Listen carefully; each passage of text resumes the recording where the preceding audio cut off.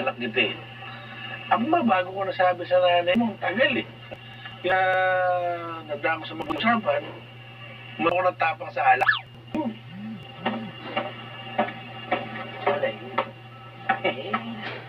Wait, gabi na. Tapusin niyo na yan. Inay, matatapos na napatulog lang.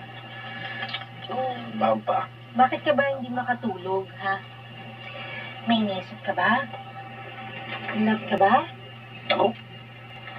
Love, muna na ako. Usap yung nanay mo. Sige, tay. Ako nga tapatin mo, ha? Ayoko nang nahihiyam sa pamilya natin. Nay, hindi naman po ako bading. Sira ulo, hindi yun ang ibig kong sabihin. Kahit naman alam kong marami kang tinatanggihang babae para sa atin, alam ko barako ka.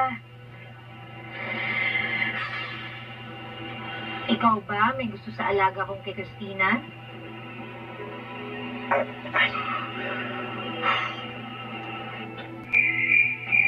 Nasaan na ba yung bango na yun? Tagal-tagal? Ay, Dobla! Kung talaga bulunod, bakit mo ko tinatakot? Hindi pa kayo hinihintay?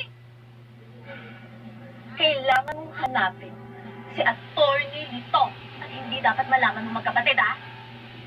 Si attorney ay isang malaking kalat. Ano bang ginagawa sa kalat? Nililinis? Hindi, dumi yun. Kalat. Recycle? Stop climate change? Save Mother Earth? Nga! Nililigpit! Umalis ka na nga tayo. Kung ako pa yung baligpit ko, please, ha? Ikaw babalik dito hanggang hindi mo nagagawa yung uso. Opo. Ay!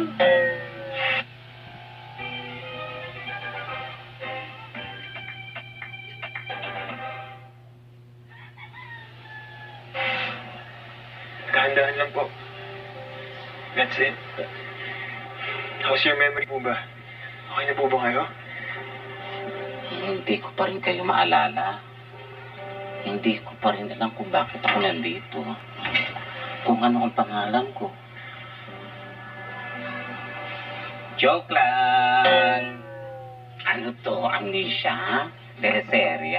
Tsaka bakit ba ang kulit-kulit mo? At ayaw mo akong tigilan? Ano ba talaga gusto mo? Gusto ko lang po malaman kung anong nangyari kay Christina at Britney. Hindi ko na alam kung saan na sila ngayon. Pero ang totoo niyan, kasalanan ko ang nangyari sa kanila. Nakipagsabwatan ako kay Esmeralda. Pineki namin ang DNA result para makuha niya sa magkapatid ang pera ng mga sup-sup.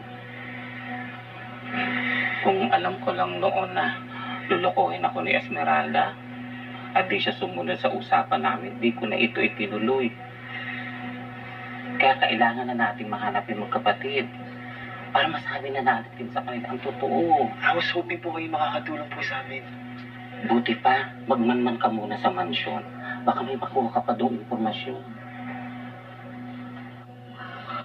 Ano na? Mama mo nga sa akin. Ayun naman yung mga tanungan pang Tito Boy. Relax lang. Sige, magtataka boy abunda ko. Diretsahan tayo.